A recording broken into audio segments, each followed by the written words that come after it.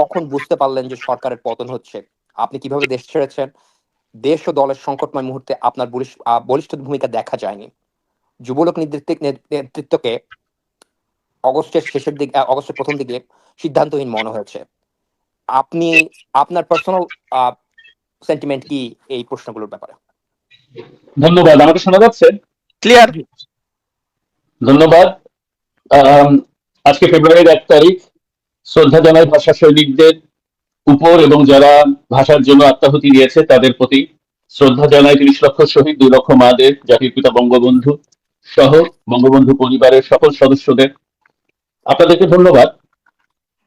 প্রশ্নে ফিরে আসি। শেষ দিন পর্যন্ত আমরা জানতাম না যে সরকার পরিবর্তন হচ্ছে, বিশেষ করে এভাবে মেটিকুলাসলি ডিজাইন একটা চক্রান্তের মাধ্যমে যে সাংবিধানিকভাবে নির্বাচিত প্রধানমন্ত্রীকে ব্ল্যাকমেইল করে এবং জীবনের হুমকি দিয়ে দেশটাকে বাধ্য করবে, সেটা আমরা কেউই ভাবিনি। জুলাইতে আমি দেশের বাইরে ছিলাম। আমি দেশে ফিরি জুলাইয়ের 31 তারিখ। আমি যখন দেশে ফিরি তখন সরকারের অনেক প্রভাবশালীরাই দেশের বাইরে চলে যাচ্ছিল। এমনকি আমাকেও সরকার এবং প্রশাসনের অনেক শুভাকাঙ্ক্ষীরাই ওই সময় দেশে ফিরতে বারণ করেছিল। 2024 সালের মে মাসে আমার কর্মস্থল, আপনারা জানেন আমি একটা বেসরকারি শিক্ষা প্রতিষ্ঠানে বিশ্ববিদ্যালয়ে শিক্ষকতা করতাম এবং সংগঠন থেকে প্রায় 3 মাসের লম্বা ছুটি নিয়েছিলাম, কারণ আমার অনেকগুলো অফিসিয়াল কাজ পেন্ডিং ছিল। আমার নেত্রীও অবগত ছিলেন যে আমি লম্বা ছুটিতে যাই জুনের 25 তারিখ। কিন্তু রাজনীতিবিদদের তো আসলে কোনো ছুটি হয় না। জুলাই আন্দোলন শুরু হলে দেশের বাইরে থেকেই সর্বদা নেতাকর্মীদের সাথে যোগাযোগ রাখতে হচ্ছিল। পূর্ব নির্ধারিত কিছু জরুরি কাজ পেন্ডিং থাকা সত্ত্বেও 31 তারিখ ছুটি শর্ট করে দেশে ফিরে আসতে বাধ্য হই, মূলত 3টা কারণে। প্রথমত, ওই ক্রিটিক্যাল সময় রাজপথে নেতাকর্মীদের সাথে থাকার ইচ্ছা থেকে। দ্বিতীয়ত, 15ই আগস্টে আপনারা জানেন 15ই আগস্ট পালন করার আমরা বিশেষভাবে পালন করে থাকি। আপনারা জানেন আমরা মাসব্যাপী দোয়া, খাদ্য বিতরণ ইত্যাদি কর্মসূচি আমাদের থাকে। তো সে কারণে আমরা, এবং তৃতীয়ত, আমার তৃতীয় কারণ হচ্ছে ওই ক্রিটিক্যাল সময় আমার কাছে মনে হয়েছে যে নেত্রীর পাশে থাকা প্রয়োজন। এ সকল কারণে আগস্টের 20 তারিখ যদিও আমার আবার ফেরার কথা ছিল, কিন্তু আমি দেশে চলে আসি। এই 3টা মূলত কারণেই আমি দেশে ফেরত আসি 31 তারিখ। আবার আমার ফেরত যাওয়ার কথা 20 তারিখ। জুলাই থেকে আগস্টের কারফিউ আগ পর্যন্ত সমগ্র দেশে আওয়ামী যুবলীগের রাজপথে অবস্থান অত্যন্ত বলিষ্ঠ ছিল, সরব ছিল, সক্রিয় ভূমিকা রেখেছিল। আপনারা তখনকার গণমাধ্যম ঘাটলে তার প্রমাণ পাবেন। অধিকাংশ বিভাগীয় জেলা এবং মহানগরে যুবলীগ দৃঢ়তার সাথে শক্তভাবে রাজপথ দখলে রেখেছিল। 5ই আগস্ট আমাদের সর্বদলীয় জনসভা হওয়ার কথা ছিল, কিন্তু কোন একটা অদৃশ্য চক্রান্ত করে ওই সমাবেশের তারিখ পিছিয়ে কারফিউ দেওয়া হয়। যদি কারফিউ না হতো এবং পূর্ব নির্ধারিত 5ই আগস্টের জনসভার কর্মসূচি বাতিল না হতো, হয়তোবা আমাদের আজকের এই পরিণতি হয় না। আমাদেরকে কারফিউ দিয়ে ঘরে পাঠাইয়া দিয়া ওরা ঢাকা শহরে লোক ঢুকাইছে রাতভর, বেরিবাদ, শরীর আখড়া এবং যাত্রাবাড়ি দিয়া। আমি নেত্রীকে 4 তারিখ রাত্রে 12টার পরে অবগত করি। আমরা যে একটা মেটিকুলাসলি ডিজাইন চক্রান্তের কাছে হেরে গেছি, সেটা সকলেই এখন অনুভব করি এবং অনুতপ্ত হই। সুতরাং যুবলীগের কোনো ভূমিকা ছিল না ওই সময় স্বাধীনতা বিরোধীদের প্রতিহত করার ক্ষেত্রে, এই ধারণা আমার মনে হয় সঠিক না এবং ভিত্তিহীন ধারণা। আপনারা তখনকার গণমাধ্যম ঘাটলে আপনারা প্রমাণ পাবেন যুবলীগের উপস্থিতি। The print media, electronic media and social media publication of the time would give you a true picture এবং proper picture. I could vouch for that. আরেকটা কথা আমি শেষ ব্যাপারে জাস্ট একটু অ্যাড করি। আমাদের নেত্রী লাশের উপর ভর করে ক্ষমতায় থাকতে চায় নাই বলেই ওদের আমরা প্রতিরোধ করি নাই। লাশের রাজনীতি করলে আমরা এখনো ক্ষমতায় থাকতাম। পরেশ ভাই, আমার একটা সম্পূরক প্রশ্ন ছিল আপনার এই কথার পরিপ্রেক্ষিতে। এটা সত্যি যে 5ই আগস্ট একটা বড় সমাবেশ হওয়ার কথা ছিল, এবং আমরা বিভিন্ন রিলের মাধ্যমে যেটা দেখি আমাদের কাছে আশাগুলো যে প্রচুর মানে তখন ঢাকা শহরের রাজপথে আসলে যুবলীগই ছিল, প্রচুর সমাবেশ ছিল। তারপর তারা চলে যেতে বাধ্য হয়েছে এবং 5ই আগস্টের পর এই বিশাল সংখ্যক কর্মী এবং নেতারা কিন্তু একটু দিশাহারা অবস্থায় ছিল। সো আপনার সাথে কি আপনারা কি কোনোভাবে তাদের একটু ট্যাকেল করার চেষ্টা করছেন বা বোঝানোর চেষ্টা করছেন হোয়াট শুড দে ডু? 5ই আগস্টের দিনের কথা বলছেন তো? 5ই আগস্টের দিনে তো আমরা তারপরে 5ই আগস্টের পরে 5ই আগস্টের পরে অবশ্যই 12 তারিখে 12ই আগস্ট থেকে আমরা ভিতরে যে যার অবস্থান থেকে ভিতরে পরিকল্পনা করি যে 15ই আগস্ট আসতেছে, কিভাবে 15ই আগস্ট পালন করা যায় সেই আমাদের আমরা যে যার অনেকেই ফোন টোন তখন ফেলে দিচ্ছে নিরাপত্তার কারণে, সিম নাই, ফোন নাই, এখানে নাম্বার গুলো নাই। তো এটা অত্যন্ত কঠিন বাস্তবতা ছিল তখন, to reconnect with people, our people, এবং তাদেরকে অর্গানাইজ করা। তারপরও আপনারা দেখেছেন যে নেত্রীর নির্দেশনায় আমরা অনেকেই, আমাদের নেতৃবৃন্দ অনেকেই 15ই আগস্টে বঙ্গবন্ধু 32 নম্বরে যাওয়ার চেষ্টা করেছে এবং তাদের উপর কি রকম আচরণ করেছে ওটা তো আপনারা দেখেছেন। তো ওই আর কি, যে আমি 1 তারিখে দেশে আসি, তো coming back to the question, 1 তারিখে দেশে আসি আর আমাদেরকে মিথ্যা আইসিটির মামলা, আমার একটা পিস্তলও নাই, এটা একটু বলা দরকার। লাইসেন্স আছে কিন্তু পিস্তল আমার কখনো কেনা হয় নাই। আমি আন্দোলনকারীদের হত্যা করলাম কি দিয়ে? আর আমি ছাত্র পড়াইছি সারা জীবন, এই ছাত্ররা আমার সন্তানের মতো। এখন আমার গলায় দড়ি দিচ্ছে আমি নাকি ছাত্র হত্যা করেছি। আমার তো ছাত্র হতে, প্রতিটা ছাত্র আমার সন্তান, আমার নিজের সন্তান নাই, প্রতিটা ছাত্র আমার সন্তানের মতন। আমি ওদেরকে হত্যা করব, এটা আমার কোনো ছাত্র বিশ্বাস করবে না। ওদেরকে যে কথা বললেন বা কেউ কথা বললেই জানতে পারবে। তো এনিওয়ে, এইগুলা তো মিথ্যা মামলা, এগুলা অ্যাবসার্ড। এইগুলো নিয়ে আর কি মন্তব্য করতে, দেশবাসী এখন গ্র্যাজুয়ালি সবই বুঝতে পারছে। ইনশাল্লাহ এই দিন বেশি দিন থাকবে না। মাননীয় চেয়ারম্যান, টেকনিক্যাল টিম, আমার ওই ছবিটাকে একটু পোস্ট করা যায়? মাননীয় চেয়ারম্যান, আপনাকে আমি এই প্রশ্নটা করতে চাচ্ছি। এখন ধরেন একটা আপনার সম্পর্কে একটা পাবলিক পারসেপশন আছে। পাবলিক পারসেপশনটা হচ্ছে কি আপনি আপনার জনসংযোগের অভাব রয়েছে 4ই আগস্টের পরের থেকে। তো এখানে আপনি একজন যুবলীগের নেতা, ওয়ার্ড লেভেলের নেতার ছবি দেখতে পাচ্ছেন, যিনি গত 15 মাস ধরে কারাগারে বন্দী আছে। তিনি অসুস্থ বলে আমি জানতে পাচ্ছি। তো আপনি ব্যক্তিগতভাবে এই যে আপনার এই জনসংযোগের অভাব গত 17 মাসে কিংবা তার আগেও একটা পাবলিক পারসেপশন ছিল যে আপনি হয়তোবা ছুটিতে ছিলেন, সেজন্য হতে পারে। এখন সেটা কিভাবে আপনি পরিবর্তন করবেন? আপনি আগে কিভাবে আগাবেন? আর এই যে নেতার ছবি আপনি দেখতে পাচ্ছেন অনলাইনে, আমি যদি তাকে বলতে চাই যে পরশ ভাই আসবেন, এই নেতা কর্মীকে আপনি কি বলবেন? এই নেতাকর্মী, মানে to see this picture, it breaks everybody's heart, not only mind. সবারই এই ছবিটা দেখলে একটা এরকম একটা অসুস্থ ব্যক্তির হাতে হাত করায়, মানে কি বলে ডক্টরস বেডে, হসপিটাল বেডে শোয়া, হসপিটাল নাকি কারা, এটা মনে হচ্ছে হসপিটাল বেড, হসপিটালে মাটিতে শোয়া রাখছে। তো এটা তো দেখলে যে কারোরই মানে মন ভেঙে যায়। তো I understand that in leadership, perception is the reality. But we also know that perceptions are not always the truth or factual. Instead, perception is often fictitious. 5ই আগস্টের আগ পর্যন্ত সব ঠিক ছিল। বেশিরভাগ সময় সবাই নিখিল সাহেব এবং আমার কর্মকাণ্ডের এবং জনসম্পৃক্ততার প্রশংসাই করতেন। আমরা সে ধরনের প্রতিক্রিয়ায় সচরাচর পেয়ে আসতাম। করোনার সময় আমাদের বিশেষ কর্মকাণ্ড যথেষ্ট সুনাম অর্জন করেছিল। আমাদের সাধারণ সম্পাদক সাহেব 3 বার করোনায় আক্রান্ত হন, আমি 2 বার আক্রান্ত হই।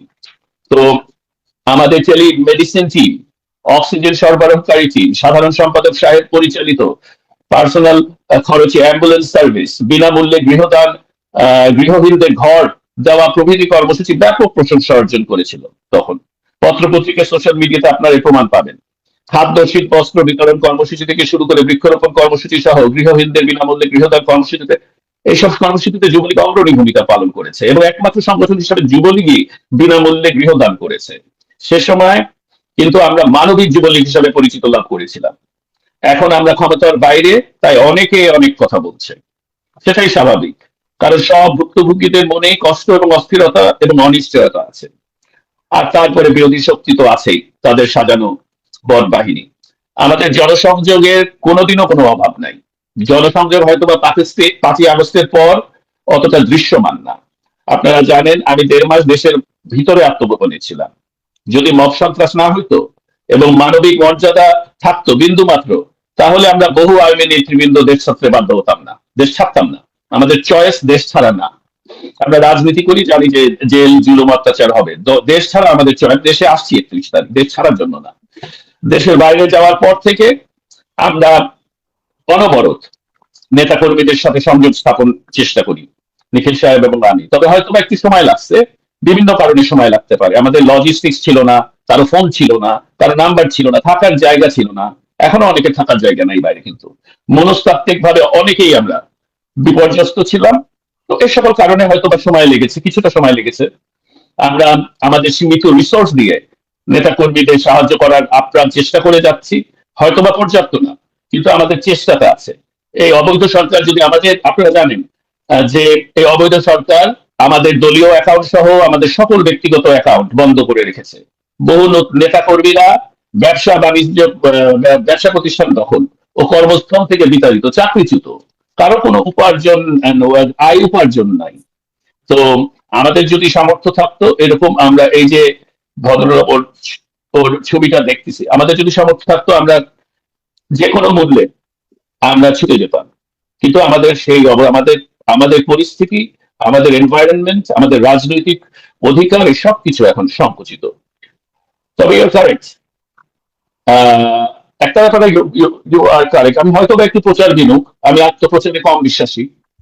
আমি বিশ্বাস করি মানুষের কর্মই কথা বলে, আর সত্য কখনো চাপা থাকে না। পারসেপশন বলেন আর যাই বলেন, সত্যের জয় হবে, এটাতে আমি বিশ্বাস করি। আমার বিরুদ্ধে মিসপারসেপশন অচিরেই দূর হয়ে যাবে। তবে হ্যাঁ, প্রচার বিমুখ হওয়ার বিড়ম্বনা আমি টের পাচ্ছি এখন হারে হারে। আচ্ছা, আমি একটু এড করি পরেশ ভাই।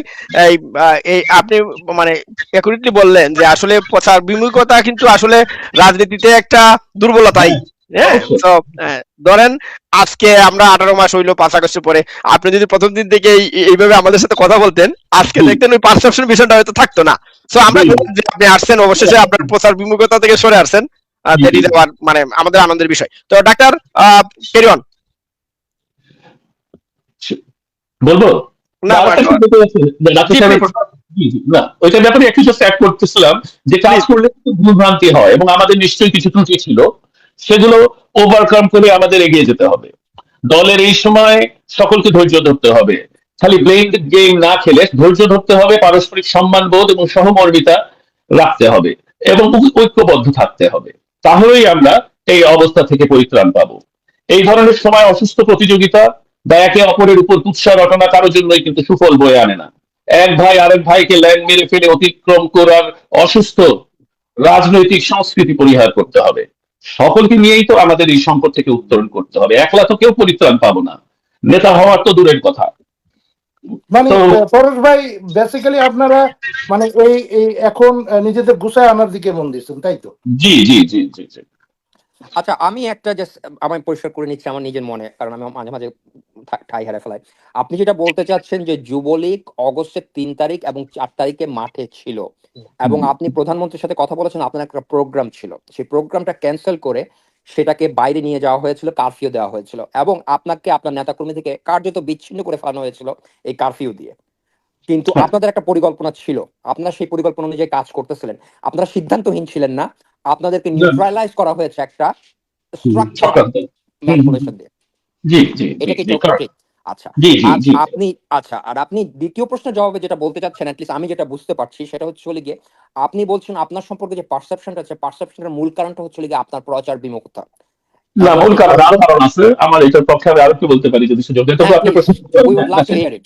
হ্যাঁ, আমি একটু কথা বলবো। 21 বছর আওয়ামী লীগ রাষ্ট্রীয় দায়িত্বে ছিল। 15ই আগস্টের প্রত্যক্ষ ভুক্তভোগী হিসাবে আমি কখনো কোনো সুবিধা নেই নাই, কেউ বলতে পারবে না। কোনোদিন সচিবালয়ে যাই নাই, কোনো জায়গায় যায়নি। আমার আত্মীয় স্বজন অনেকেই আপনারা জানেন যে ক্ষমতাধর বা তাদের তাদের দায়িত্ব ছিল। বেনিফিশিয়ারি বা সুবিধাভোগী কোনো পদে আমি কখনোই ছিলাম না। এমপি মন্ত্রীও কোনোদিন হইতেও চাইনি, কোনোদিন নমিনেশনও কিনি নাই। আমি অতি সাধারণ শিক্ষকতা পেশায় নিয়োজিত ছিলাম, এবং সন্তুষ্টও ছিলাম।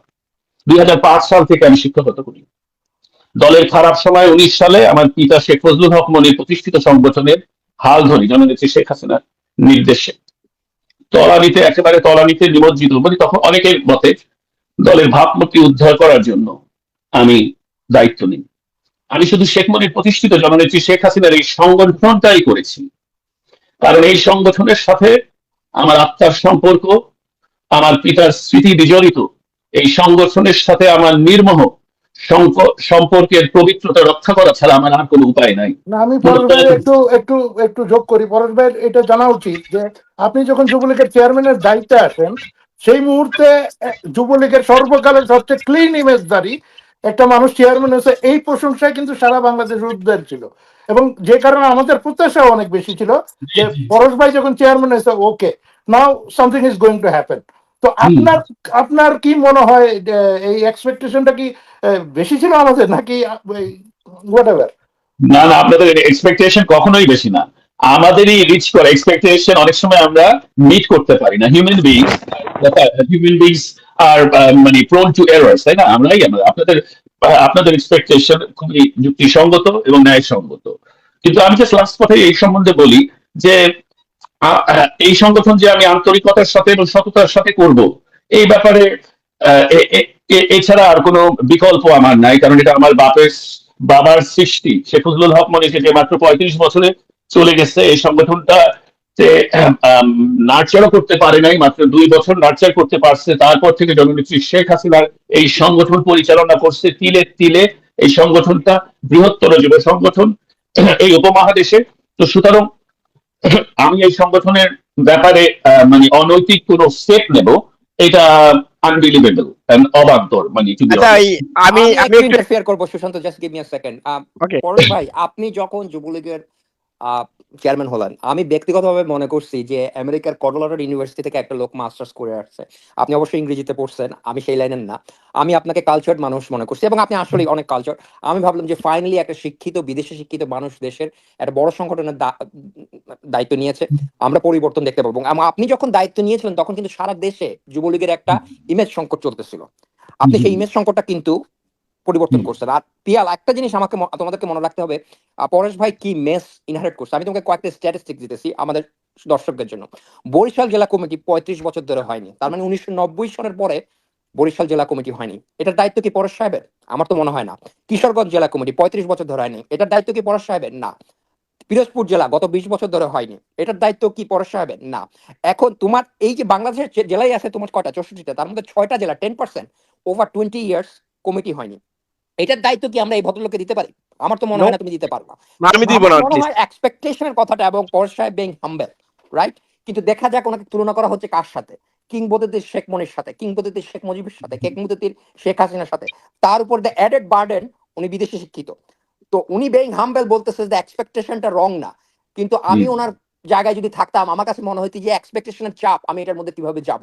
আর বাংলাদেশ একটা সমস্যা সংকুল দেশ, এটার বাইরে কোনো যাওয়ার কোনো রাখ নাই। 3 জনের মধ্যে 4টা গ্রুপিং হয়। তো আমার মনে হয় আমরা ওনাকে একটু হার্শলি জাজ করতেছি। It is just my personal opinion. আমি আপনাদের কাছ থেকে শুনতে চাবো। ডাক্তার ডাক্তার আমি ওই আপনি বলে দিয়েছেন, আমি যে জিনিসটা বলতে চাইছিলাম। সো আই থিঙ্ক আমরা we can go to next question doctor, কারণ আমাদের মানে শত শত আদারও কোয়েশ্চন। সো আপনি দুই একটা বলেন ডাক্তার। ওয়েল, উনি তো পপুলার মানুষ, অফকোর্স সে থাকবে। আচ্ছা, তো পরেশ সাহেব, বাংলাদেশে এটা একটা কমন অভিযোগ। অভিযোগটা হচ্ছে গিয়ে আপনি এবং যুবলীগ নেতাদের বিরুদ্ধে এবং আপনার ওয়ার্ড, জেলা, শহর সব চাঁদাবাজি ও কমিটি বাণিজ্যের অভিযোগ আছে। এখন আমি ব্যক্তিগতভাবে বিশ্বাস করি যে বাংলাদেশে যদি আপনি রাস্তা দিয়ে হেঁটে যান, তারপরে লোকে অভিযোগ করবে এবং প্রমাণ ছাড়া কোনো অভিযোগ কোনো শক্তিশালী নাই। আমি এই মুহূর্তে আমাদের ইনবক্সে এবং গত 4 দিন ধরে এই প্রোগ্রামে যাতে কোনো প্রকার কংক্রিট প্রমাণ পাইনি যে আপনি কিংবা আপনার কোহর্টসরা কোনো প্রকার চাঁদাবাজি কিংবা কমিটি বাণিজ্যের জড়িত ছিলেন। কিন্তু তারপরও এটা একটা পারসেপশন বাজারে আছে যে আপনি কমিটি বাণিজ্যের সাথে জড়িত ছিলেন এবং আপনি কমিটি বাণিজ্য করছেন। এখন এই ব্যাপারে আপনার মতামত কি? আর আপনার এরকম যদি অভিযোগ থেকে থাকে, প্রমাণ সহ সেই অভিযোগ আপনার কাছে কিভাবে পৌঁছানো হয়েছিল অথবা পৌঁছানোর উপায় কি? ধন্যবাদ এই কোশ্চেন জন্য। আমি এটুকু বলবো যে একটা সুনির্দিষ্ট প্রক্রিয়ার মধ্য দিয়ে আমাদের কমিটি হয়েছে। আমরা 21টার মতো জেলা মহানগর কমিটি দিয়েছি। আমরা প্রত্যেক কমিটি সম্মেলনের মাধ্যমে দিয়েছি, কোনো পকেট কমিটি বা প্রেস কমিটি দিই নাই এখন পর্যন্ত। যুগ্ম সম্পাদক, সাংগঠনিক সম্পাদক বৃন্দ সহ সম্মেলন প্রস্তুতি কমিটির একটা বড় 15-20 জনের টিম কেন্দ্রীয় নেতৃবৃন্দের সমন্বয়ে। Did we lose him? না না, পরেশ ভাই সাউন্ড আসতেছে না, সাউন্ড মিসিং। ওনাকে ফোন দিয়ে জানাই দাও নাইলে। এক সেকেন্ড ভাই, আপনার সাউন্ডটা মিস হচ্ছে, ফোন করলে আবার ডিস্টার্ব হবে। না, গুরুত্বপূর্ণ কথা তো উনি যেগুলো বলতে যাচ্ছিলেন আমরা তো শুনতেছি না কেউ। আচ্ছা এক সেকেন্ড, আমি রিমুভ করে অ্যাড করবো, লেটস সি। হ্যাঁ হ্যাঁ, ওকে। ভাই আপনার সাউন্ডটা আসতেছে না। আচ্ছা আবার ওনাকে ঢুকতে হবে। আচ্ছা, আচ্ছা, উনি আসলে এই পাকে আমরা কথা বলতে পারি। করেন, আমি কল দিচ্ছি, আপনার কথা বলেন। না, যেটা তোমার পরিষ্কারভাবে বলা যায় যে দেখো, perception is a big thing in Bangladesh. আর বাংলাদেশের দায়িত্ব কেউ নিলেই সে চোর, তাই না? এখন সেটার থেকে তো তোমাকে চাল ডাল আলাদা করতে হবে, এবং সেই জিনিসটা আমরা কেউ করতে রাজি না। আমি কিন্তু ওনাকে একটাও সহজ প্রশ্ন করি নাই, আমি ওনাকে যে প্রশ্নগুলো বাজারে আছে এবং যেখানে কমেন্টে পাইছি সেখান থেকে করছি। এখন পিয়াল, আমি তোমাকে বলবো, তুমি তোমার ইমপ্রেশন কি সোফার? না মানে সোফার ইজ ডুইং নাইস, মানে অনেক রং পারসেপশন কিন্তু ওনার কথার মাধ্যমে ইয়ে করতে, আমরা চাচ্ছি উনি সেটা করুক। আচ্ছা ভাই, সাউন্ড চেক। পরেশ ভাই আপনার সাউন্ড পাচ্ছি না, আপনার আনমিউট করেন, মিউট আনমিউট আছেন। ওই যে unmute। আচ্ছা কোনো পরেশ ভাই আপনার সাউন্ডটা আসতেছে না, আপনি একটু দেখেন আপনার ওটা, জানি না আপনি শুনতে পাচ্ছেন কিনা আমাদের। আমি একটা কল দিই। আচ্ছা কথা বলেন, কন্টিনিউ করেন, উনি ট্রাই করতেছে মনে হয় কোনো না একটা। ওইটাই আর কি। সো আমাদের কাছে দর্শকরা যেসব প্রশ্ন করছেন প্রচন্ড আক্রমণাত্মক প্রশ্ন, কিন্তু এগুলা নর্মালি করা যায় না, চাইলেও করা যায় না। কিন্তু আমরা শালীনতার ভিতরে থেকে যা করতেছি বা আইজু এখন পর্যন্ত যা জিজ্ঞেস বেসিক্যালি ওইটাই, আপনাদের কথাগুলো কিন্তু আমরা বলতেছি এখনো। আসলে আমি যদি একটু অ্যাড করি পিয়াল ভাই, সেটা হচ্ছে যে সবাই দর্শকদের কেমিক্যাল আলী ফেরত আসছেন লাইভে। সরি, আমাকে শোনা যাচ্ছে? শোনা যাচ্ছে? ভাই ক্লিয়ার, আপনাকে মিস করছি আমরা, বলেন। অন্য ফোন আসলে আমি ডিসকানেক্ট হয়ে যাচ্ছি, তারপর আর আপনারা শুনতে পাচ্ছেন না, এটা কেন? এটা কোনো প্রতিকার আছে কিনা? আছে প্রতিকার হইলো, পরেশ ভাই আমি একটু টেকনিক্যালি বলি, আমাদের ডোন্ট টেক মি রং, আমাদের বাংলাদেশের মানুষ কিছু গর্দব টাইপের আছে, ওরা জানে আপনি লাইভে আছেন, তারপরে আপনাকে ফোন দিবে। দ্যাট ইজ স্টুপিডিটি, মানে এটা মানুষ করে, এবং এটা অনেকে ইচ্ছা করে, ডোন্ট গেট মি রং। ঠিক আছে, আমি বলছিলাম যে আমাদের 15-20 জন, আমাদের প্রক্রিয়াটা কিন্তু বেশ স্বচ্ছ। আমরা 15-20 জন কেন্দ্রীয় নেতৃবৃন্দ পাঠাই, তারা সম্মেলন স্থল, সম্মেলনের ওখানে আওয়ামী লীগের নেতৃবৃন্দ এলাকা অ্যাসেস করে, নেতাকর্মীদের, অন্যান্য নেতাকর্মীদের সাথে কথা বলে, এবং একটা তালিকা, তারা প্রার্থীদের তালিকা, যারা প্রার্থী হবে তাদের প্রদত্ত তালিকা আমাদেরকে প্রেরণ করে। আমরা জেলার আওয়ামী লীগ এমপি মন্ত্রী এদের সাথে কথা বলে আমরা রেফারেন্স নিয়ে আমরা প্রদত্ত, মানে আমাদেরকে প্রদত্ত কমিটির মধ্যে থেকে কোন অনুপ্রবেশকারী না, আমরা যেগুলো কমিটি দিচ্ছি আপনারা দেখবেন এদের মধ্যে কোনো অনুপ্রবেশকারী নাই, কোনো হাইব্রিড নাই এখন পর্যন্ত। পারফরমেন্স নিয়ে মতভেদ থাকতে পারে, পারফরমেন্স নিয়ে। জি, আমার অনুপ্রবেশকারী, ধারণা, হ্যাঁ, এটা আমার কাছে খুবই গুরুত্বপূর্ণ একটা প্রশ্ন। অনুপ্রবেশকারী যেহেতু বললেন, আপনি অনুপ্রবেশকারী, আমি পিছনে ফিরে যাব না, কিন্তু যদি বর্তমানের প্রেক্ষাপটে দেখি, আমি স্পেসিফিক্যালি অন্তত কয়েকটা উদাহরণ দিতে পারি। যেমন স্পেনিয়ার আমিনুল ইসলাম, যে আওয়ামী লীগের সবচেয়ে বিরোধী হিসাবে সোশ্যাল মিডিয়ায় পরিচিত, সে কয়েকদিন আগে আওয়ামী লীগের পেজে তাকে নিয়ে সাক্ষাৎকার গ্রহণ করা হয়েছে। তারপর আমরা যাদেরকে লাল বদর বলি, এই কয়েকদিন আগে, 2 দিন আগে মনে হয়, আওয়ামী লীগের পেজে আর এক মহিলাকে নিয়ে প্রোগ্রাম করা হয়েছে, তাহলে গতকালকে। এখন আমার প্রশ্ন হচ্ছে, আপনি এখন যদি বলেন যে আপনি অনুপ্রবেশকারীদের মানে দলের সুযোগ দেন নাই, কিন্তু আমরা প্র্যাকটিক্যালি কিন্তু একটা ভিন্ন অবস্থা দেখতে পাচ্ছি। মানে এখন সার্বিকভাবে আপনি যেটা বলছেন, সার্বিকভাবে ডিফারেন্ট পিকচার দেখতে পাচ্ছেন। সার্বিক ব্যাপারে এত বড় দলে দু একটা অনুপ্রবেশকারী থাকা, কিন্তু দু একজন এত বড় একটা দলে কিন্তু এটা 100% কন্ট্রোল করা সবসময় সম্ভব হয় না। এটা মানে আওয়ামী লীগ এবং যুবলীগ, আপনি অন্যান্য দলের কথা, মানে মূল দলের কথাও টানছেন, তো আওয়ামী লীগ একটা বৃহত্তর সংগঠন, যুবলীগ একটা এইরকম একটা সংগঠন, এরকম হইতে পারে। তারপরে আমি আমাদের 5 বছরের, নিখিল এবং আমার 5 বছরের রেকর্ডের পরিপ্রেক্ষিতে এটা ক্লেম করছিলাম যে আমাদের কমিটিতে কিন্তু ওইরকম মানে ওইরকম সিভিয়ার। পরেশ ভাইয়ের কাছে আমার এইটারই সম্পূরক প্রশ্ন, যে আপনারা যে বলতে যাচ্ছেন যে স্বচ্ছতা বজায় রাখতে আপনারা যথেষ্ট ভেরিফিকেশনের মধ্যে দিয়ে যান, এইটা কি লিঙ্গারিং হওয়ার কারণ? যেহেতু আপনারা নির্বাচন 2019-এ 2020-এ এসে পূর্ণাঙ্গ কমিটি, এবং 4 বছর পর অনেক যে আপনারা এখন আহ্বায়ক কমিটি ডাকতেছেন, এবং আপনার মানে ফিরে আসাটা এই এই আহ্বানের মধ্য দিয়ে। সো এটা কি এই ভেরিফিকেশন প্রসেসের কারণে আপনাদের এই দীর্ঘসূত্রিতা? আচ্ছা অনূপ ভাই, অনেক- আপনার আমি একটু অ্যাড করবো, আপনার সম্পর্কের সাথে অ্যাড করে দিচ্ছি, পরেশ ভাই যাতে একসাথে উত্তর দিয়ে দেন। মানে আমি তো একটু I am not sure, I might be wrong, যে এমন কি হয়েছে পরেশ ভাই যে বরিশাল অথবা সামোয়ার আপনারা কাউন্সিল করছেন, বাট স্টিল প্রায় 1-2 বছর হয়ে গেছে এখনো কমিটি দেন নাই, এরকম ঘটনা কি আছে পরেশ ভাই? না না, পিরোজপুর তো আমরা ইমিডিয়েট পিরোজপুর মে মাসে আমরা সম্মেলন করলাম পিরোজপুরে। তারপরেই তো আমরা হয়ে গেলাম, জুলাইতে চেঞ্জ হলো, প্রেক্ষাপট আগস্টের প্রেক্ষাপট চেঞ্জ হলো। আমরা তো কমিটি ডিক্লেয়ার করতে পারিনি, আমাদের সম্মেলন হয়েছে, কমিটি ডিক্লেয়ার করতে পারিনি বিকজ ওইখানে কাদেরকে দেব, যাদেরকে দেব তারা কি দেশে, তাদের উপর কি অত্যাচার নিপীড়ন নেমে আসবে, তাদেরকে জেল জুলুম অত্যাচারের শিকার হইতে তখন মানে ওই সময় গত বছরের প্রেক্ষাপটে কতখানি, তো তখন তো মব আক্রমণ, মব সন্ত্রাস একেবারে চরম আকার। তো সেখানে তো আমি ওদের নিরাপত্তা চিন্তা করে আমরা তো ওই পিরোজপুর কমিটি রেডি থাকা সত্ত্বেও আমরা ডিক্লেয়ার দেই নাই কৌশলগত কারণে, আমাদের নেতৃবৃন্দের নিরাপত্তার কারণে। হ্যাঁ, ইউর রাইট। এটাই মানে মানে আমার আমি এটা মনে হয় বলতে আমি চাচ্ছিলাম। একটু অ্যাড করি এখানে, আমি কিন্তু একটা জিনিস খেয়াল করছি, তোমরা যে গুপ্ত বলো বা লুঙ্গির তলের কথাটা বলো সুশান্ত এবং পিয়াল সাহেব এবং কেমিক্যাল সাহেব, সেইটা ছাত্রলীগে কিন্তু দেখা গেছে, আওয়ামী লীগে দেখা গেছে, কিন্তু আমি যুবলীগে কিন্তু তোমার এই মুহূর্তে পর্যন্ত একটা ইনস্ট্যান্ট মনে করতে পারতেছি না যে এইখানে তোমার যুবলীগের কোন নেতা গুপ্ত হিসাবে প্রমাণ পাইছে। তো এরকম এটা কম। ধারণা রাখা দরকার। না আমাদের ডাক্তার পারফরমেন্স সাহেব, নিয়ে মতভেদ আছে, পারফরমেন্স নিয়ে মতভেদ, অনেকে পারফর্ম করছে না। আমরা যে 21টা কমিটি দিচ্ছি সবাই যে পারফরমেন্স করতেছে বা সাহসী ভূমিকা এখন রাখতে পারছে তা না, অনেকে সুতরাং পারফরমেন্স নিয়ে আমাদের সমালোচনা থাকতে পারে, মতভেদ থাকতে পারে, কিন্তু স্বচ্ছতা আমরা চেষ্টা করছি যথেষ্ট স্বচ্ছতার সাথে। এবং আমাদের আমাদের কমিটি তো মানে অ্যাপ্রুভ হইতো অনেক সময়, আমরা জেনারেল সেক্রেটারি সাহেব, জয়েন্ট সেক্রেটারি, আওয়ামী লীগের জয়েন্ট সেক্রেটারিদের সাথে, অর্গানাইজিং সেক্রেটারিদের সাথেও আলোচনা করছি। তো আমাদের এবং আমাদের কোনো নেতৃবৃন্দ কিন্তু সবাই আর্মি পরিবারে যাদেরকে সিলেক্ট করা হয়েছে, প্রায় 100% আর্মি পরিবারের, এখানে কোনো এই ব্যাপারে কোনো কম্প্রোমাইজ বা এই ব্যাপারে কোনো দ্বিমত নাই। আচ্ছা, আর আমার আরেকটা কথা আরেকটা বলতে, প্রশ্ন আছে এই ব্যাপারে।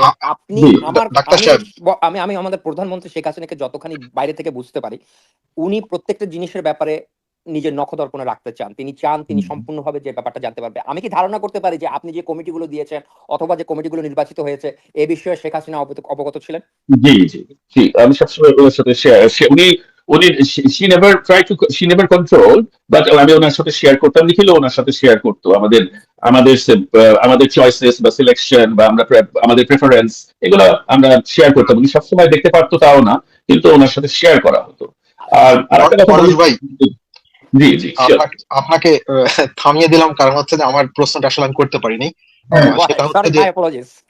না, কারণটা হচ্ছে যে মানে যারা লাল বদর বা যারা স্বাধীনতা বিরোধী, যারা আওয়ামী লীগ বিরোধী, তাদেরকে যদি আওয়ামী লীগের প্ল্যাটফর্মে সুযোগ দেওয়া হয়, এবং যারা আওয়ামী লীগের নেতা কর্মী, নিবেদিত কর্মী, যারা এই অসময়ে দুঃসময়ে দলের জন্য কাজ করছে, তারা আপনার সাথে বা বড় কোনো নেতার সাথে কথা বলার সুযোগ পান না বা পায় না, তাহলে হুম, তারা তো এক বড় একটা আফসোস বা তারা বড় একটা মানে ইসের ভিতর দিয়ে যায়, একদম মানে তাই তো, মনস্তাত্ত্বিক বা মনস্তাত্ত্বিক একটা প্রবলেমের মধ্যে, অবশ্যই মানসিকভাবে তাকে যন্ত্রণার মধ্যে দেওয়া যায়। এই তাহলে জন্য তাদেরকে আপনি কি বলবেন, তাদেরকে আপনি কি বলবেন? আমি এটা বলবো যে নিখিল আর আমি সবসময় আমরা ওপেন ডোর পলিসি মেনটেন করতাম আমাদের অফিসে, যে কোনো সময় আমি যে কোনো আমি স্যারের এখনকার কথা বলছি। এখন এখন তো পরিস্থিতি চেঞ্জ হয়েছে। হ্যাঁ, তো এখন তারা আমাদেরকে রিচ করতে পারে, আমরা মেইনলি টেলিফোনের মাধ্যমেই আমরা অ্যাক্সেসেবল, টেলিফোন এবং ইমেল। এবং আমাদের ডিরেক্টলি আমাদের দুইজনকে যদি না পাওয়া যায়, তাহলে আমাদের তো বিভাগ প্রতিনিধিরা আছে, বিভাগীয় জয়েন্ট সেক্রেটারি, অর্গানাইজিং সেক্রেটারি, কিন্তু আমাদের তো শত শত ফোন প্রতিদিন আমাদের টেলিফোনে আসে, এবং আমরা চেষ্টা করি, আমাদের তো মানে পুরো দিনই যায় নেতা কর্মীদের সাথে যোগাযোগ স্থাপনের। তারপরে লক্ষ লক্ষ নেতৃবৃন্দের দল, নিশ্চয়ই কিছু কিছু নেতা কর্মীর ফোন ধরতে পারি নাই। এই যে এখনো এই আধা ঘন্টার মধ্যেই তো 5-6টা ফোন আসলে আমি ডিসকানেক্টেড হইলাম এবং ফোন ধরতে পারতেছি না। তো এরকম হয়, আমাদের তো human beings do have some limitations.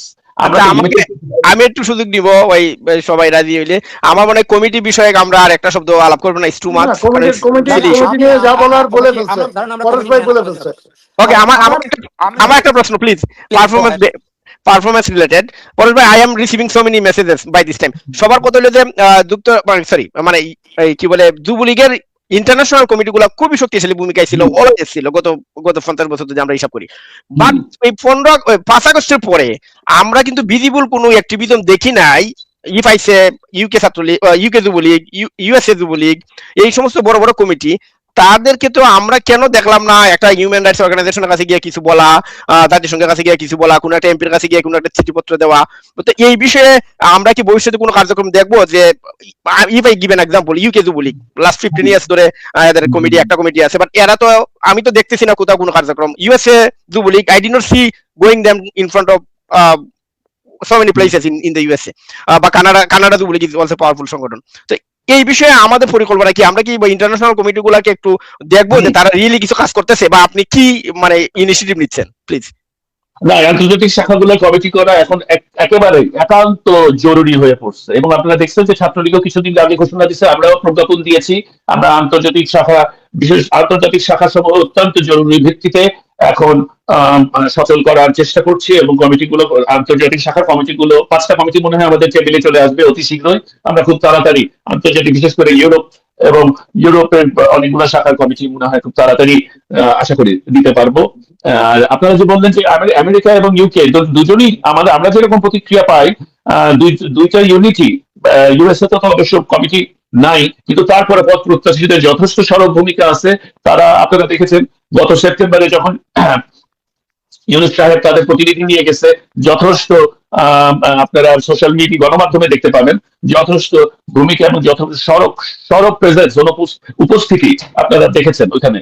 R UK তেও তো আমাদের অনেক পুরানো কমিটি, ইউর কারেক্ট, কিন্তু তারা কমপ্লিটলি ইনঅ্যাক্টিভ না, তারাও কাজ করছে। আমরা আমি পার্সোনালি ইউকে তে থাকি, এই জন্য এক্সাম্পলটা দিলাম। I did not see them organise, মানে as a organisation they did something. USA Jubo League অনেক শক্তিশালী, তারা খুব সবসময় দেখা যায়। ইউকে আমি দেখি নাই, ইউরোপেও আছে অনেক দেশ। পরের ভাই ইউকে তে কিন্তু আমি দেখি নাই, আমি বললাম তাদেরকে আমি কোনো কিছু করতে দেখি নাই, honestly I did not see. হতে পারে। আমার একটা কোশ্চেন আছে, যদি অনুমতি পাই, সেটা হচ্ছে ফরজ ভাই, পাইপলাইনের যে ব্যাপারটা, ছাত্রলীগ থেকে যখন ছাত্রলীগের শেষ হয়ে যায়, তারপরে মানুষ যুবলীগ করার জন্য আসে, তারপরে একটু বয়স হলে আওয়ামী লীগ, এটা আমরা একটা পাইপলাইন, এইটা কিন্তু মোটামুটি একটা হাইপোথিসিস হয়ে আছে। কারণ চট্টগ্রামের ক্ষেত্রে আমরা যেটা দেখছি, ছাত্রদের মানে একটা বয়স লিমিটেশন দেওয়া হয়েছে, আবার উত্তরবঙ্গে সেটা দেওয়া হয়নি। সো এই বিষয়গুলো একটু কনফ্লিক্টিং হয়ে যাচ্ছে কিনা? কিরকম বয়স লিমিটেশন দেওয়া হলো? আমরা যুবলীগ ছাত্রদের বয়স লিমিটেশন কিভাবে, কবে দিল, এটা বুঝিনি এই মানে জায়গায়। চট্টগ্রামের ক্ষেত্রে যেমন আমরা দেখছি যে আমাদের ছাত্রলীগ নেতা রনিকে তার বয়স কম বলে যুবলীগে অংশ নিতে দেওয়া হয় না, আবার উত্তরবঙ্গে তার থেকে ছোট একজন নির্বাচিত হয়েছে, এরকম আর কি। নো, এরকম কোনো ইয়ে নাই বয়সের জন্য যে কেউ। কিন্তু আমরা চট্টগ্রাম মহানগরে সিনিয়রদেরকে দেওয়ার চেষ্টা করেছি, এবং যারা তারা যুগ্ম আহ্বায়ক ছিল তারা পরীক্ষিত আওয়ামী লীগ পরিবার, এবং তারা সাবেক ছাত্র নেতা, ওই হিসাবেই দেওয়া হয়েছিল। আগেই পারফরমেন্স নিয়ে সমালোচনা থাকতে পারে, কিন্তু তাদের ডিএনএ বা তাদের সাংগঠনিক, তাদের ত্যাগ তিতিক্ষা এবং তাদের মানে সবাই পরীক্ষিত, সবাই তাদেরকে চেনে। যারা যুবলীগ করে ওই অঞ্চলে যাদেরকে দেওয়া হয়েছে তারা কেউই অপরিচিত না, তারা আমাদের সংগঠনেরই সন্তান, সংগঠনেরই ছেলে, তাদেরকেই দেওয়া হয়েছে। অভিজ্ঞতা প্রায়োরিটি পাইছে বিগত কালে, আর এখন প্রায়োরিটি পাচ্ছে হচ্ছে তারুণ্য, এটা বলবো। অভিজ্ঞতা একটা প্রারণ্য, যখন ক্ষমতায় বা রাষ্ট্রীয় দায়িত্বে ছিলাম তখন হয়তো বা অভিজ্ঞতা একটা, বা কে যুবলীগ বেশি দিন করেছে সেটার একটা হয়তো বা একটা কিছু কিছু ক্ষেত্রে অগ্রাধিকার পেয়ে থাকতে পারে। কিন্তু এখন তারুণ্যের দিকেই, তারুণ্যই তো সাহস দেখাচ্ছে মাঝে।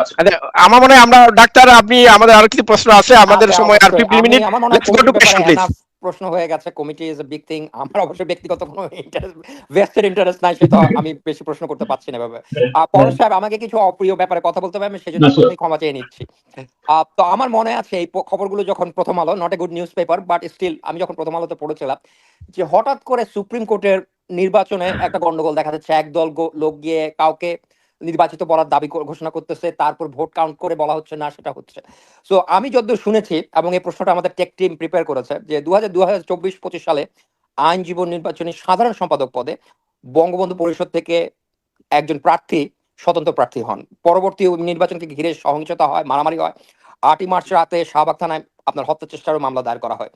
এখন প্রশ্ন হচ্ছে কি, আপনি যুবলীগ চেয়ারম্যান, আপনি শেখ হাসিনার আত্মীয়, সেক্ষেত্রে যখন একজন আপনার কাছের লোক দলীয় সিদ্ধান্ত অমান্য করে স্বতন্ত্র প্রার্থী হন, তখন দলের শৃঙ্খলা রক্ষায় আপনি কি ভূমিকা পালন করেছিলেন? আর এই যে দলীয় শৃঙ্খলা ভঙ্গন, তার যে একটা প্রেসিডেন্ট এস্টাবলিশ হলো, আপনি এটাকে কিভাবে কাউন্টার করেছিলেন? আপনার আচ্ছা। দায়িত্ব, আপনি শেখ মুজিব পরিবারের সন্তান, আপনি জাতির পিতার পরিবারের সন্তান, আপনার দায়িত্ব এবং আপনি যেটা প্রথমেই বলেছেন এক্সপেকটেশন আপনার উপরে অনেক বেশি। সো আপনি এই ব্যর্থতাকে কিভাবে ব্যাখ্যা করবেন? আচ্ছা, স্বতন্ত্র নির্বাচনে তখন এনকারেজমেন্ট ছিল, তখন কেবলমাত্র জাতীয় নির্বাচনে স্বতন্ত্র নির্বাচন করার ব্যাপারে কোনো কি বলবো, কোনো বিধিনিষেধ বিধিনিষেধ কোনো নিষেধ ছিল না, কোনো ইট ওয়াজ নট ফাউন্ড আপন, ইনফ্যাক্ট ইট ওয়াজ এনকারেজ স্বতন্ত্র, বিকজ নির্বাচন বা প্রতিযোগিতামূলক করা একটা একটা প্রায়োরিটি তখন দেখা দিয়েছে। আর আমরা মুক্তিযুদ্ধের সপক্ষের বঙ্গবন্ধুর আদর্শের সৈনিক, আমরা যখন দেখি যে এরকম নিজস্ব মানে ব্যক্তি ইন্ডিভিজুয়াল তার নিজস্ব তাড়না থেকেই, তার নিজস্ব আদর্শিক তাড়না থেকে কিন্তু সে একজন প্রফেশনাল, সে নির্বাচন করতে পারে।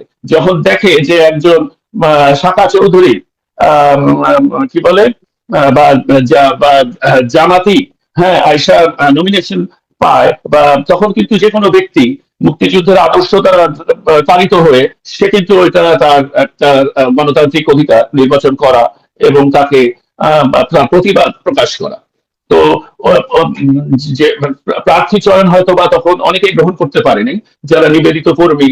আপনি জানেন যে advocate Nahid Sultana supreme court 2011 সময় সুপ্রিম কোর্ট বারের নির্বাচিত ট্রেজারার ছিলেন, তিনি রাজশাহী বিশ্ববিদ্যালয়ের ছাত্র রাজনীতি করেছেন। তো সে তার প্রফেশনাল এবং সে কোর্ট প্রাঙ্গণেই রাজনীতি করতেন। তো সুতরাং কোর্ট প্রাঙ্গণেই তার রাজনৈতিক পরিধি, সেই ধারণা থেকে সে এটা চ্যালেঞ্জ করার ওই জামাতি বা অনুপ্রবেশকারী কে চ্যালেঞ্জ করার একটা ফিল করছে। তো সেখান থেকে সে দাঁড়িয়েছে। এটার সমালোচনা থাকতে পারে, সমালোচনা বা দোষ ভুল ভ্রান্তিও থাকতে পারে, সেটা সেটা সেটা অ্যাকনলেজ করা যায়। আচ্ছা, আমি আপনাকে একটু সম্পর্কে প্রশ্ন করি। আপনি যেটা বলছেন সেটা in a perfect world, in a country like America or Canada is very accurate, তাই না? এটা একটা সঠিক ব্যাপার। আপনি এবং আপনার স্ত্রী একটা ডিফারেন্ট এন্টিটি, আপনাদের ভিন্ন রাজনৈতিক ভাবনা থাকতে পারে, আপনারা সেই ভিন্ন রাজনৈতিক ভাবনা থেকে বিভিন্নভাবে আগাতে পারেন। এটা খুব একটা অস্বাভাবিক ব্যাপার না। আমার বউ রিপাবলিকান সাপোর্ট করে, আমি ডেমোক্রেট সাপোর্ট করি, অথবা আমরা দুজনেই ডেমোক্রেট সাপোর্ট করি, বাট আমি ধরেন more in the right of the democrat, আমার বউ more in the left of democrat. এটা Bangladesh, America, Canada, even UK অথবা ইউরোপের যে দেশের রাজনৈতিক সংস্কার গড়ে উঠেছে তার জন্য পারফেক্ট। কিন্তু বাংলাদেশের ক্ষেত্রে কিন্তু এটা পারসেপশনটা পরশ ভাই ইজ ভেরি ভেরি ডিফারেন্ট। আপনি তাহলে আমি কি ধরেন, আমি কি আমার দর্শকদেরকে এটা বলতে পারি যে আপনি এই পারসেপশনের সম্পর্কে অবগত, কিন্তু আপনি অবশ্যই একজন মানুষ এবং আপনাকে অন্য মানুষের অধিকারকে সম্মান করতে হবে। মিসকমিউনিকেশন হতে পারে, there was some miscommunication. একটু যোগ করি পরেশ ভাই, অবশ্যই আপনার উত্তরটার সাথে এই উত্তরটা দিয়েন যে এই আসন্ন নির্বাচনে দেখা গেছে যুবলীগের একজন দায়িত্বপ্রাপ্ত নেতা ইলেকশন করছে, আপনারা তাদের শোকজ করছেন, কিন্তু একটু দেরিতে। এটা যদি একটু দর্শকদের ক্লিয়ার করতেন, ধন্যবাদ। ওই ওনাকে মনে আর কেউ কল করছে। আই আই মানে আমি আমি মানে কমপ্লিটলি মানে convince someone is doing it intentionally. And Awami League পেজে লাইভ চলতেছে না, ওরা তো আমাদের লাইভের মাঝে লাইভ করে, যাতে ওইটা তো এদের মজা লাগে, এটা করে, ইটস ফাইন, লিভ ইট অমি ভাই, এটা না বাবার দোকান নাই, বাট ইট হ্যাপেন্স। তো আমি যেটা বললাম যে যারা ওনাকে কল দিচ্ছে মানে ডেফিনেটলি দেখো উনি লাইভে আছে, ওনাকে ডিসকানেক্ট করে দিচ্ছে। তো মেবি উনি টেকনিক্যালি একটু আমাদের মতো এত এক্সপার্ট না, আমরা হয়তো ডেফিনেটলি আমি তো বুঝতেছি, আমি তো টেকনিক্যাল বুঝি না। তুমি আর খলিল সাহেব না থাকলে তো আমি কিছুই করতে পারতাম না, তাই না? এটা ইজি সমাধান ছিল হচ্ছে যে কম্পিউটার থেকে লগ ইন করা, ট্যাবলেট। না উনি মোবাইল থেকে করছে, ওনাকে কল দিলে উনি ইগনোর করে দিলে আবার ভাই আবার ঢুকছে। So that is very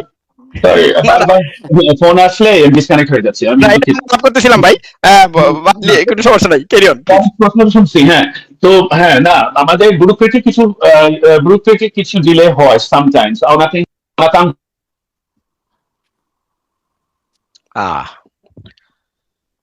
okay doctor, আপনি আমার মনে আমরা সময় বেশি না, আমরা প্রশ্নগুলো আপনি নেক্সট যেগুলো আছে এগুলো একটু দিয়েন আর কি। ওনাকে অবশ্যই কেউ না কেউ, আমার মনে হয় জিনিসটা পরিষ্কার করে বলা উচিত। এখন আমি ওনার দিকটা বুঝতে পারতেছি।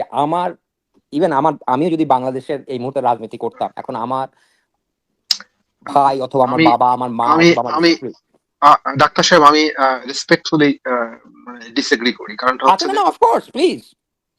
কারণ হচ্ছে যদি আপনি ভিন্ন রাজনীতির মতাদর্শী হন সেক্ষেত্রে কোনো কথা নাই, কিন্তু যেটা সমস্যা সেটা হচ্ছে যে ওনার ওয়াইফ বঙ্গবন্ধু আইনজীবী পরিষদের নমিনেশন চেয়ে পাননি, তারপরে স্বতন্ত্র নির্বাচন করছে। সরি, হ্যাঁ, না আমি বলবো যে এখানে কমিউনিকেশন গ্যাপ এবং ব্যুরোক্রেটিক শোনা যাচ্ছে তাই না? ক্লিয়ার। ব্যুরো- হ্যাঁ, ব্যুরোক্রেটিক কিছু ঝামেলা এবং মিসকমিউনিকেশন এবং কিছুদিন আগেই একটা প্রজ্ঞাপন দিয়ে আমরা বহিষ্কারাদেশ প্রত্যাহার করেছি, এগুলো মিলিয়ে কিছু অস্পষ্টতার কারণে হয়তোবা ডিলে হয়েছে, কিন্তু আমরা খুব শীঘ্রই ব্যবস্থা নিচ্ছি এবং ব্যবস্থা তো আপনারা দেখেছেন এটা অলরেডি। আচ্ছা, পরেশ ভাই, একটু সম্পূরক একটা একই সেম ইস্যু, এই আমি বললাম তো যে আমার অন্যান্য কলিগ যারা আছে আমার পরে মাইট দিতে পারে, কারণ আমি বেশি সময় নিতেছি।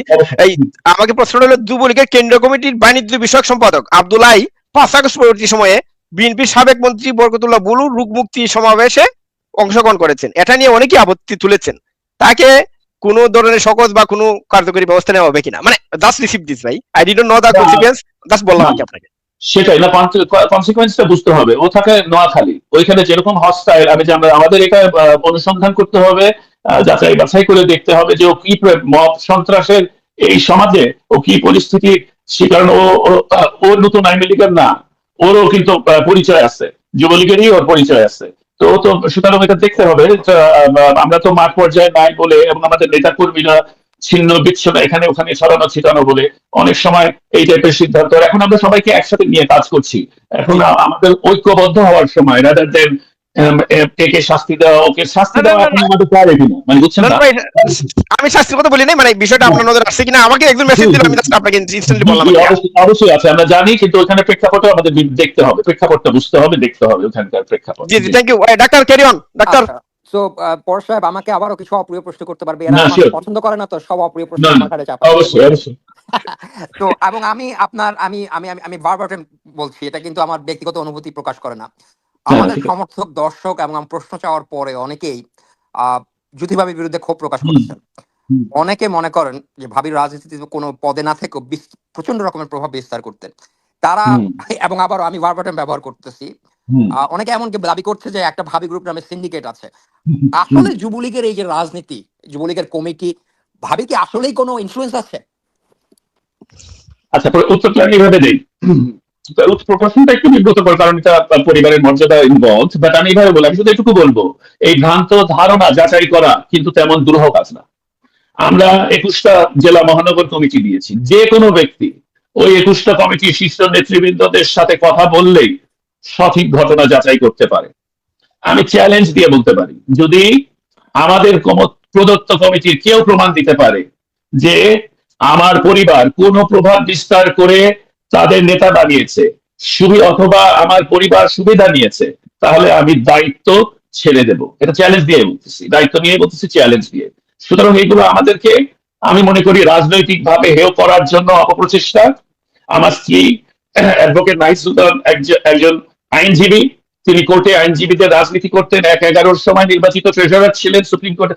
তার আগে তিনি ছাত্র নেত্রী ছিলেন, তার চেম্বারে বা অফিসে নেতাকর্মীদের যাতায়াত থাকতে পারে একই বৃহত্তর আওয়ামী পরিবারের সদস্য হিসাবে, অথবা আইনি সহায়তার জন্য অনেকে তার শরণাপন্ন হতো। সেটাকে বাইরে থেকে দেখলে ভ্রান্ত ধারণা সৃষ্টিও হতে পারে বা মিসপারসেপশন সৃষ্টি হয়ে থাকতে পারে, কিন্তু সেটাকে এভাবে বট বাহিনীর বিকৃত ভাবে প্রচার করা একেবারেই রুচিসম্মত না। ডাক্তার, আমি একটা প্রশ্ন আছে তোমার কাছে। না না, আমি একটু বলি ডাক্তার, তুমি বলার আগে আমার তোমার একটা প্রশ্ন আছে, 1 সেকেন্ড। আমরা কি তোমার ইনবক্সে আউটবক্সে কোনো প্রকার প্রমাণ পেয়েছি যে এই ধরনের কোনো সিন্ডিকেট আছে? আমি এটাই বলতে চাচ্ছিলাম, আপনি বলে দিলেন। আমি পরেশ ভাই, আপনি জানি না আপনি দেখছেন কিনা, আমি কিন্তু ওপেন চ্যালেঞ্জ দিয়েছিলাম আমি নিজে, অন বিহাফ অফ ইউ। কেউ যদি তাকো, সারা বাংলাদেশের 20 কোটি মানুষ, 15-18-20 কোটি মানুষ, যদি একজন যদি তাকো যার কাছে কোনো প্রমাণ আছে, I must welcome him to our studio and I will make him face to face with you. So একজনও আমি দৃঢ় কণ্ঠে বলি, একজনও আমাকে বলতে পারে না যে তাদের কাছে কোনো প্রমাণ আছে, তারা কোনো না কোনো ভাবে জ্যোতি ভাবিকে কানেক্ট করতে পারবে। আমি বলছিলাম তোমাদেরকে আমি স্টুডিওতে স্ট্রেট আমি কানেকশন দিব যদি তোমরা একজন, বাট একজন আমি পাই নাই, not a single one. So ডাক্তার, I can clarify you, I have received nothing, no one came forward. আমি ডেফিনেটলি তারা আমি মানে ইনভাইট করতাম, কেউ আসে নাই। আমাদের প্রোগ্রাম চলতেছে, আপনারা প্রোগ্রামের মাঝখানেও প্রমাণ পাঠাতে পারেন, আপনারা যদি পরবর্তীতে প্রমাণ কোনো অসুবিধা নাই, সেটাও করতে পারেন, আমরা সেটা ওপেনলি ডিসকাস করব। এখন আমার একটা প্রশ্ন আছে পরেশ সাহেবের কাছে। পরেশ সাহেব, আপনি রাজনীতি শুরু করেছেন এবং বাংলাদেশের জিনিসটাকে বুঝতে চান না, আপনি একটা পিটিএসডির মধ্যে গিয়েছেন। আপনার পিতা বাংলাদেশের রাজনীতি করার কারণে হত্যার শিকার হয়েছে, আপনার মাতা হত্যার শিকার হয়েছে, আপনার নানা হত্যার শিকার হয়েছে। বঙ্গবন্ধু শেখ মুজিবুর রহমান হত্যা স্বীকার করেছে। আমি যদি আপনার পরিস্থিতিতে থাকতাম, আমি হয়তো রাজনীতির কোনোদিনই আসতে পারতাম না। তবুও আপনি আপনার ব্যক্তিগত মান, অভিমান অথবা পিটিএসডি শেষ করে 2019 সালে অ্যাক্টিভ রাজনীতিতে নামেছেন। এটা কি সত্য ঘটনা? জি জি, আচ্ছা, কারেক্ট। কিন্তু আপনি যেটা বলছেন যে আপনার স্ত্রীর রাজনৈতিক অভিজ্ঞতা আপনার চেয়ে বেশি হ্যাঁ, ছাত্র এবং রাজনীতি রাজনৈতিক সংস্পর্শতা আপনার চেয়ে বেশি। ছাত্র টেকনিক্যালি রাজনীতি বেশি, টেকনিক্যালি বেশি, টাইমের দিক দিয়ে তো বেশি। হ্যাঁ, ছাত্র রাজনীতি করার টেকনিক্যালি বেশি তো। আচ্ছা, অবশ্যই অবশ্যই। ওকে। তো আপনার বইয়ের রাজনৈতিক পরিচয় আপনার আগেই আছে, কারণ আপনি বলছেন যে 11 সময় তিনি বাংলাদেশ এর সুপ্রিম কোর্টের যে অ্যাসোসিয়েশনের নির্বাচনের কথা বলা হচ্ছে সেখানে কোষাধ্যক্ষ হয়েছিলেন। জি। আচ্ছা, তো আমি তাহলে যে জিনিসটা বুঝতে পারতেছি না, আপনি দর্শকরা হয়তো আমাকে বুঝাতে পারবেন। একজনের রাজনৈতিক অভিজ্ঞতা, রাজনৈতিক পরিচালনা আরেকজনের চেয়ে বেশি, সেখানে কেন ওনার স্ত্রীর পরশ ভাইয়ের সমর্থন প্রয়োজন হবে রাজনীতি করবার জন্য? আমার রাইট। এটাকে 2 বছরের বাচ্চার মতো বুঝাই দেন প্লিজ। ডাক্তার এটা শুনেন, আমি তো বললাম আমি কিন্তু ওপেন চ্যালেঞ্জ দিছি পরশ ভাইয়ের আগেই, কেউ কিন্তু আসে নাই, নোবডি কেম ফরওয়ার্ড। আসতে পারবে না, আসতে পারবে না, আমি গ্যারান্টি দিয়ে বলতে পারি। কারণ আপনারা, it is very easy, you just talk to the 21 committees, the leading leaders of the 21 committees that we have given. এটা ভেরি ইজি, এটা তো প্রমাণ থাকলে বা এতদিনে এত কষ্টের ব্যাপার না, যে না যে কেউ দিচ্ছে।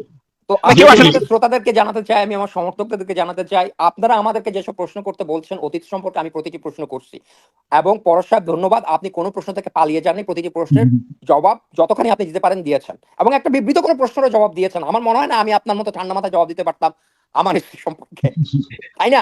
বিকজ আমরা যখন কবুল বলি আমাদের স্ত্রীকে প্রোটেক্ট করা আমাদের দায়িত্ব। আচ্ছা, তা আপনি তাও করেছেন। আচ্ছা, এখন তাহলে আমরা একটু ভবিষ্যতের দিকে যাই। আমি আশা করি সবাই অতীত নিয়ে আওয়ামী লীগ কি রাজনীতিতে ফিরতে পারবে? আপনি কি মনে করেন? এই যে ব্যর্থতা গত 18 মাসের, আওয়ামী লীগ সমর্থকদের কাছে কি ক্ষমা চাইবেন? এখন ফেরার জন্য আপনি কি কাজ করবেন? ভালো কোয়েশ্চেন। আওয়ামী লীগকে তো আসলে ষড়যন্ত্রকারী ক্ষমতাচ্যুত করা যায়, কিন্তু বঙ্গবন্ধুর আদর্শ তো মুছে ফেলা যায় না। বাংলাদেশ আওয়ামী লীগ মানে বাংলাদেশ, এই মতবাদ এখন প্রমাণিত হচ্ছে গ্রাজুয়ালি। আওয়ামী লীগ কোথাও যায়নি। জেল, জুলুম, মিথ্যা মামলা, হামলা, দমন, নিপীড়ন মোকাবেলা করে আওয়ামী লীগ জনগণের মধ্যেই আছে, ওই বাংলাদেশেই আছে। অবৈধ সরকারের অবৈধ নিষেধাজ্ঞা চাপিয়ে দেওয়া হয়েছে আওয়ামী লীগের উপরে। এটাকে আওয়ামী লীগের অনুপস্থিতি বলে না, বরঞ্চ গণতান্ত্রিক এবং রাজনৈতিক পরিবেশের অনুপস্থিতি বলে। আওয়ামী লীগ তো এখন সবচেয়ে talked about organization in Bangladesh. Awami League তো সবচেয়ে বেশি প্রাসঙ্গিক একটা অর্গানাইজেশন ইন বাংলাদেশ। আওয়ামী লীগের ফেরা তো কোনো প্রশ্নই অবন্তর। Awami League is there. রাজনীতিতে দায়িত্ব মানে হচ্ছে জবাবদিহিতা। যুবলীগের মতো সংগঠনে আমাদের অনেক কাজ করার সুযোগ ছিল, কিছু কাজ আমরা করতে পেরেছি, কিছু কাজ সম্পন্ন করতে পারি নাই। সংগঠন পরিচালনার সফলতা ব্যর্থতা দুটাই থাকে। অনেক জায়গায় আমরা সফল হয়েছি, কিন্তু আবার কিছু জায়গায় হইতে পারি নাই। আওয়ামী যুবলীগ একটা বৃহত্তর পরিবারের মতো। এই পরিবারের অনেক সদস্য এখন মানবতর জীবনযাপন করছে। সংগঠনের চেয়ারম্যান হিসাবে আমি অবশ্যই অনুতপ্ত এবং তাদের নিরাপত্তার জন্য শঙ্কিত। আমার কাছে আমার নেতা কর্মীরা কতটুকু কষ্টে আছে সেটা অনুভব করা আমার নৈতিক দায়িত্ব, এটা আমি জানি এবং বুঝি। রাজনীতিতে ফেরার কোনো সময়সূচির বিষয় না। রাজনীতিতে এখনো আওয়ামী লীগ প্রাসঙ্গিক, আলোচিত এবং নির্যাতিত একটি সংগঠন। যে সংগঠনের প্রতিটা জরিপে শীর্ষে আছে, সেই সংগঠনকে জোর করে নির্বাচন থেকে এই ফ্যাসিস্ট সরকার বাইরে রেখেছে। কারণ আমরা এখনো সবচেয়ে জনপ্রিয় দল। এত অপপ্রচারের পরেও যদি নির্বাচন দেয়, ব্যালটে নৌকা দেয়, তাহলে এদের কারোরই এরা কেউই ভোটে টিকবে না। বর্তমানে আমরা কয়েকটা স্তরে কাজ করতেছি। নিষ্ক্রিয় শাখাগুলো সচল করার চেষ্টা করতেছি, আওয়ামী লীগকে আরো প্রাসঙ্গিক, আরো গতিময় করার জন্য আওয়ামী লীগের সহযোগী সংগঠন হিসাবে আমরা এই কাজগুলো করছি। দ্বিতীয়ত, আমরা ত্যাগী এবং পরীক্ষিত নেতৃত্ব দেওয়ার চেষ্টা করছি। নির্যাতিত নেতা কর্মীদের পাশে থাকার কাজ আমরা চলমান রেখেছি এবং জোরালো করার চেষ্টা করছি। নেতা কর্মীদের মনোবল দেওয়া, অনেকের মনোবল ভেঙে গেছে আসলে, টু বি অনেস্ট। তাদেরকে মনোবল দেওয়া, সামাজিক গণমাধ্যমে স্বাধীনতা বিরোধীদের অপপ্রচার মোকাবেলা করা এবং রাজনৈতিক সচেতনতা তৈরি করা, এই কাজগুলা আমরা করার চেষ্টা করছি আমাদের পরিকল্পনার অংশ, যে ভবিষ্যৎ পরিকল্পনার অংশ যেটা আপনি বললেন। আমি জাস্ট লাস্ট একটা কথা বলে শেষ করব। আমি যতদিন বাংলাদেশ থাকবে ততদিন কিন্তু আওয়ামী লীগ থাকবে, আর আওয়ামী লীগ থাকলেই বাংলাদেশ তার প্রাণ ফিরে পাবে। যুবলীগ কিন্তু প্রস্তুত, যে কোনো মুহূর্তে মাননীয় প্রধানমন্ত্রীর নির্দেশে একটা স্ফুলিঙ্গের মতো জ্বলে উঠবে এই যুবলীগ। মুক্তিযুদ্ধের চেতনায় সাম্প্রদায়িক বাংলাদেশ পুনঃপ্রতিষ্ঠায় নেতৃত্ব দেবে এই যুবলীগ।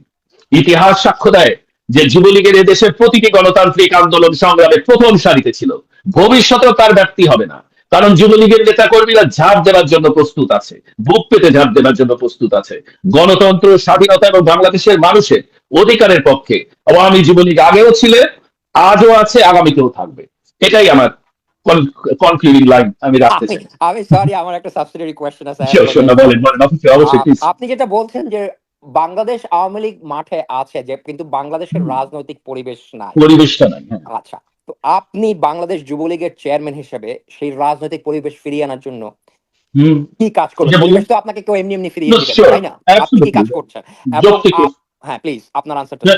না না, যৌক্তিক কোয়েশ্চেন। অবশ্যই, যে বললাম যে আমরা অ্যাওয়ারনেস, সচেতনতা বৃদ্ধি, সোশ্যাল মিডিয়াতে কাজ করছি, আমার বঙ্গবন্ধুর আদর্শ তরুণদের মধ্যে ছড়িয়ে ছিটিয়ে দেওয়া, এই কমিটি গঠনের মাধ্যমে আমাদের নিষ্ক্রিয় ইউনিট গুলো যাতে যে কোনো ডাকে আমরা সাড়া দিতে পারি, নিষ্ক্রিয় ইউনিট গুলোকে শক্তিশালী করা, নেতাকর্মীদের মনোবল বৃদ্ধি থেকে শুরু করে এই কর্মকাণ্ডগুলো আমরা করছি, যাতে যে কোনো ডাকের জন্য এবং এই পরিস্থিতি মোকাবেলায় আমরা যখন নীতিগতভাবে সিদ্ধান্ত নেব, টাইমিংটা ঠিক করব, তখন যেন আমরা কাজে আমরা রাজপথে প্রস্তুত থাকি এবং আমরা আমাদের আমরা আমরা সক্রিয়ভাবে আমরা ভূমিকা রাখতে পারি, সেটাই আমাদের এই। সাহেব, আমি কি অ্যাজিউম করতে পারি যে মাননীয় প্রধানমন্ত্রী আপনি এবং আপনি ডেইলি কলে আছেন এবং একসাথে কাজ করছেন আমাদের জাতির মুক্তির জন্য? জি, আমরা আমরা ডেফিনেটলি কানেক্টেড আছি। আমাদের উনি অত্যন্ত ব্যস্ত, তো সবসময় হয়তো বা, কিন্তু সবসময় উনি মেসেজিং অথবা ফোন কলের মাধ্যমে আমরা সংযুক্ত আছি, অবশ্যই। ধন্যবাদ Sushant. Those are the questions I have. I will leave it to you now, sir.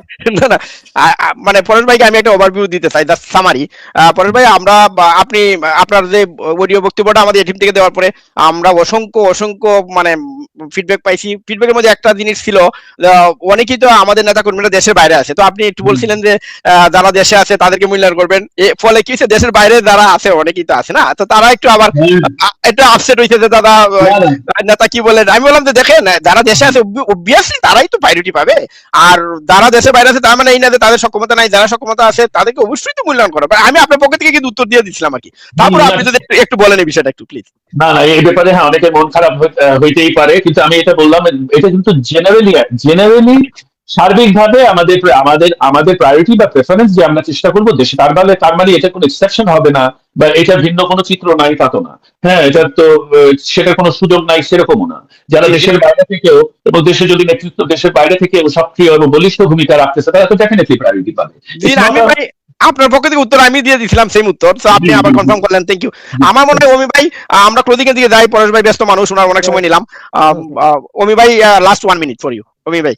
না মানে আসলে আমি মনে করি আমরা এই অনুষ্ঠান ইভেন যে পরেশ ভাই যে ভিডিও অডিও বার্তা আমরা প্রচার করলাম, তারপর থেকেই কিন্তু আমাদের প্রচুর ব্যাকল্যাশ আসা শুরু করছিল, এবং আমরা যখন কোশ্চেন ছিলাম আমাদেরকে প্রচুর কোশ্চেন দেওয়া হয়েছিল, হ্যাঁ, এবং সেগুলো আমাদের জন্য বিব্রতকর, বাট আমরা তারপরে ব্রেভলি সেটা জানতে চাইছি এবং পরেশ ভাই ব্রেভলি সেটা ফেস করছেন, সেই জন্য ওনাকে আমি আন্তরিকভাবে ধন্যবাদ জানাই। এবং আশা করি এই বিবৃতির পর আমাদের যারা নেতাকর্মী বা যারা এই হেট পলিটিক্স বা হেট মেসেজ গুলো দিচ্ছেন, তারা একটু ঠান্ডা মাথায় চিন্তা করবেন, পরিবেশ পরিস্থিতি, হ্যাঁ, সব মিলে আমরা এখন ঐক্যবদ্ধ এবং সক্রিয় হওয়ার জন্য চেষ্টা করতেছি।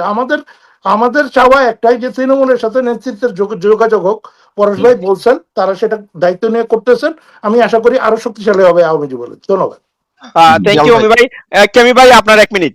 কেমি ভাই, আমি আমি একটু অন্যভাবে দেখতে চাই, সেটা হচ্ছে যে নেতা কর্মী যারা যারা অনেক প্রশ্ন করতেছে, যারা গালাগালি করতেছে, বা যারা বিভিন্নভাবে বিভ্রান্ত এবং যাকে পাচ্ছে তাকে দোষারোপ করতেছে, দুর্নীতির কথা বলতেছে, টাকা নিয়ে কমিটির কথা বলতেছে, এগুলো আসলে সুপারফিশিয়াল কোশ্চেন। ডিপ ডাউনে এগুলো মূলত তাদের উদ্দেশ্য না। আসলে মেন সমস্যা আমি মনে করি যে বর্তমান রাজনৈতিক পরিস্থিতিতে তারা তাদের মতামতকে প্রকাশ করতে পারতেছে না, তারা তাদের রাজনৈতিক যে আদর্শ সেটাকে প্রকাশ করতে পারতেছে না, তারা বিভিন্নভাবে ক্ষতিগ্রস্ত, তারা সামাজিকভাবে হেয় প্রতিপন্ন, তারা রাজনৈতিকভাবে হেয় প্রতিপন্ন। এই এত যে সমস্যা, দেশের অর্থনৈতিকভাবে তারা সমস্যায়, এই সব সমস্যাগুলোকে পিছনে ফেলে, এগুলো না বলে তাদেরকে যে বলার জায়গাটুকু আছে, যে সাপোজ পরেশ ভাইকে দোষারোপ করা, সেটুকুই তারা করছে। এটা তাদের মানে আসলে মনের কথা না, আমি মনে করি এটা হচ্ছে এক শ্রেণীর লোক। আর দ্বিতীয় শ্রেণীর লোক, তারা তো জামাত শিবিরের লোক, তারা এসে কথা বলবে, সে কথা বলবে, সেগুলো আমি কখনোই গণনায় ধরি না আর কি। কিন্তু তাদের এই উপরের আক্ষেপকে আমি আসলে আক্ষেপ হিসাবে দেখি না, তাদের আরো অনেক ডিপ ডাউন কারণ আছে, সেগুলোর জন্য তারা এগুলো বলছে। আমি মনে করি যে এটা মানে ওইভাবে আমি দেখি না আর কি। না, কারণ আর তারাও অনেক অসহায় অবস্থায় আছে, তাদেরও মানসিক পীড়া আমাদের বুঝতে হবে, তাদের anxiety, তাদের মানসিক পীড়া, তারা যেই সমস্যার মধ্যে দিয়ে যাচ্ছে এই সময় সবাইকেই সন্দেহ, তারা তো সন্দেহ হইতে পারে, যে কেউ কি সন্দেহ হতে পারে। তো সুতরাং আমি সন্দেহ বা যে মিসকমিউনিকেশন যেটা সারফেস হচ্ছে, এটা আমি অত মানে আমি এটা দ্বারা অত বেশি মানে আমি আই আন্ডারস্ট্যান্ড ভিতরে যে অসহায়ত্ব, অস্থিরতা, সেটাকে আমি অনুভব করতে পারি। আচ্ছা ডাক্তার, আপনার 1 মিনিট। ধন্যবাদ। প্রথম কথা আমি যেটা এই প্রোগ্রামের আগে সবাইকে বলছিলাম এবং এখনো বলতেছি, একটা এক্সট্রা পেয়ার অফ হ্যান্ড, আরেক জোড়া এক্সট্রা হাত আমাদের কাজে আসার জন্য is better than no hand, better late than never. Paresh সাহেব আজকে আমাদের প্রোগ্রামে আসছে, 18 মাস আগে আসলে হয়তো আরো ভালো হতো, কিন্তু তিনি আসছেন, তিনি অ্যাক্টিভ হয়েছেন, এটা অবশ্যই প্রশংসনীয়। সেটা 1 নাম্বার। আরেকটা এক্সট্রা এক জোড়া হ্যান্ড, আমাদের কাজ তখনই আগাবে যখন আমরা সবাই একসাথে কাজ করবো সম্মিলিতভাবে, এবং সেই এক জোড়া এক্সট্রা হ্যান্ডের জন্য আমি পরেশ সাহেবকে ধন্যবাদ জানাই। আর 2 নম্বরটা হচ্ছে হলো গিয়ে, আপনাদের যে জিনিসটা মনে রাখতে হবে, এই মুহূর্তে আমার আওয়ামী লীগের কোনো কমিটিতে কোনো নাম নাই, কিন্তু এই যে প্রোগ্রামটা আপনারা দেখলেন, 6 জন মানুষ গত কালকে থেকে এই প্রোগ্রামটা নিয়ে অমানসিক পরিশ্রম করছে, আমাদের কারো নাম কিন্তু কোনো কমিটিতে নাই। তো আপনি যদি দেশকে ভালোবাসেন, জাতির পিতাকে ভালোবাসেন, 71কে ভালোবাসেন, কমিটি একসময় হবে, committee is not the ultimate goal. আমাদের আলটিমেট গোল হচ্ছে দেশকে মুক্ত করতে হবে। তো এই জিনিসটা আমি সবাইকে স্মরণ রাখার আহ্বানে জানাই, please. Committee is important, I get that, political career জন্য আপনাদের কমিটি ইম্পর্টেন্ট, কিন্তু এই মুহূর্তে কি পলিটিক্যাল ক্যারিয়ার ইম্পর্টেন্ট না আপনার দেশ ইম্পর্টেন্ট, এই জিনিসটা মনে রাখার চেষ্টা করুন প্লিজ। আচ্ছা ডাক্তার, থ্যাংক ইউ। আমার মনে হয় আমার লাস্ট মিনিট, আমি ভাই পরেশ ভাই আসলে হয়তো আপনি ফিল করতেছেন যে how many messages I have been receiving, মানে ইটস ট্রিমেন্ডাস। এটা বলেন, এটা বলেন, এটা বলেন, বাট আমাকে 2 জনের নাম বলতে হবে, মানে otherwise I feel guilty. Number 1 আপনার আমেরিকার মিজানুর রহমান, আপনি জানেন সে জেলে কাটছে, এবং আপনি শুনলে হয়তো জানেন অবশ্যই তার মামলাগুলা কিভাবে পরিচালিত হচ্ছে, এটা কিন্তু কেউ খোঁজ নিচ্ছে না। তো আমি আশা করবো, সে কিন্তু যুবলীগের একজন কর্মী, তো যুবলীগের একজন কর্মী, সে সারা বিশ্বে কিন্তু প্রশংসিত হয়েছিল, সে নিজে জেল কাটছে, তার মামলাগুলা আপনি একটু কাইন্ডলি খোঁজ নিবেন প্লিজ, এটা আমার একটা ব্যক্তিগত অনুরোধ মিজানের পক্ষ থেকে। আর আরেকটা অনুরোধ, আমি এটা পার্সোনাল অনুরোধ করতে পারেন, লাইভই বললাম, যে বর্তমান সোশ্যাল মিডিয়ার যুগে কিন্তু সোশ্যাল মিডিয়া যে বিগ টুল, এটা আমাকে আপনি কেন চিনেন, কারণ আমি সুশান্ত দাশগুপ্ত, আমার মিলিয়ন ফলোয়ার আছে, that's you know me. So same কিন্তু আমাদের যুবলীগের বেশ কিছু অ্যাক্টিভিস্ট আছে যাদের মিলিয়নস অফ ফলোয়ার, এর মধ্যে একজন চিটাগাংয়ের নুরুল আজিম রনি। তো Roni obviously very very popular, আমি জানি না আপনি জানেন কিনা, এবং তাকে obviously সে কোনো কমিটিতে পায় নাই, এই জন্য অনেকেই so many people deserted হইছে। সো ইন ফিউচার আপনি সুযোগ পাইলে আমার ব্যক্তিগত অনুরোধ, you look after him please, সে কিন্তু very popular in social media, millions of follower. So আমাদের তো এই মানুষগুলোকে ইন্সপায়ার করতে হবে। তো আমার ক্লোজিং নাই, আমি 2টা মানুষের নাম বললাম because of their activism and popularity, এবং তাদেরকে আমাদের দরকার। আপনি আমাদের লাস্ট মিনিট শুনলেন, আপনার এখন 2-3 মিনিট 5 মিনিট আপনি জানিতে চান, you'll close it down then please carry on. আমি বলবো, হ্যাঁ না অবশ্যই আমি ধন্যবাদ একটা ভালো সুন্দর একটা প্রোগ্রাম আয়োজন করার জন্য। আমি আপনাদের সকলকেই ধন্যবাদ, এবং এর পিছনে যারা কাজ করছে আপনারা তাদের সকলকেই ধন্যবাদ। আমি বলবো আমরা খুবই সেন্সিটিভ একটা টাইমে যাচ্ছি, এই টাইমে আমাদের বিভিন্ন ধরনের সমস্যা, মনস্তাত্ত্বিক, সামাজিক, পারিবারিক সমস্যা, আর্থিক সমস্যা, আমরা সকলেই জর্জরিত। এই সময় আমাদের ধৈর্যের অনেক পরীক্ষা দিতে হয়। তো কিন্তু এই সময় বেশি দিন না, কারণ জনগণ আমাদের পক্ষে আছে। বাংলাদেশের জনগণ বুঝতে পেরেছে যে এই দেশে দুইটাই পক্ষ, একটা স্বাধীনতা বিরোধী পক্ষ আর একটা স্বাধীনতার পক্ষে পক্ষ। এবং যারা বাঙালি সংস্কৃতি, বাঙালি কৃষ্টি এবং বাঙালি শিল্প সাহিত্য এবং বাঙালিত্বে বিশ্বাস করে, তারা তাদের কাছে আওয়ামী লীগ একমাত্র সংগঠন হিসাবে, একমাত্র আশ্রয়স্থল হিসাবেই ভবিষ্যতে পরিগণিত হবে, এটা আমি বিশ্বাস করি। এবং বাংলাদেশ আওয়ামী লীগকে কেউই দাবায় রাখতে পারবে না। এই দল অলরেডি যথেষ্ট এই 18 মাসে ঘুরে দাঁড়িয়েছে পপুলারিটি, জনসমর্থনের দিক দিয়ে। বাংলাদেশে এখন আমাদের নেতা কর্মীরা বলে যে তারা চায়ের দোকানে গেলে তারা আওয়ামী লীগের পক্ষে কথা শুনতে পারে, তো নেত্রীর পক্ষে গণমানুষের কথা শুনতে পারে। তো সুতরাং পরিস্থিতি চেঞ্জ হচ্ছে, এবং এই পরিস্থিতি চিরদিন থাকবে না। একটা অবৈধ নির্বাচন, এই নির্বাচন আমরা বয়কট করছি, নির্বাচন আমরা there is no vote, আমরা এই তার মাধ্যমে আমরা অচিরেই আর একটা তত্ত্বাবধায়ক সরকারের অধীনে একটা নির্বাচন হবে এবং সেই নির্বাচনে আপনারা দেখবেন ইনশাল্লাহ আমরা বিশ্বাস করি যে আওয়ামী লীগের আবার জয়ী হয়ে রাষ্ট্রীয় দায়িত্বে আসবে। আমরা এই স্বপ্ন দেখছি আওয়ামী লীগের কর্মী হিসাবে। আপনাদের সকলকে ধন্যবাদ। জয় বাংলা, জয় বঙ্গবন্ধু। জয় বাংলা, জয় বঙ্গবন্ধু। সবাই ভালো থাকবেন, সুস্থ থাকবেন, এবং 12 তারিখে আমরা এই ভোট শুধু বয়কট না, আমরা কি বলে এটাকে, মানে প্রতিরোধ করবো, একটু বললাম আর কি। তো সবাই ভালো থাকবেন। জয় বাংলা। জয় বঙ্গবন্ধু। জয় বাংলা, জয় বঙ্গবন্ধু। জি।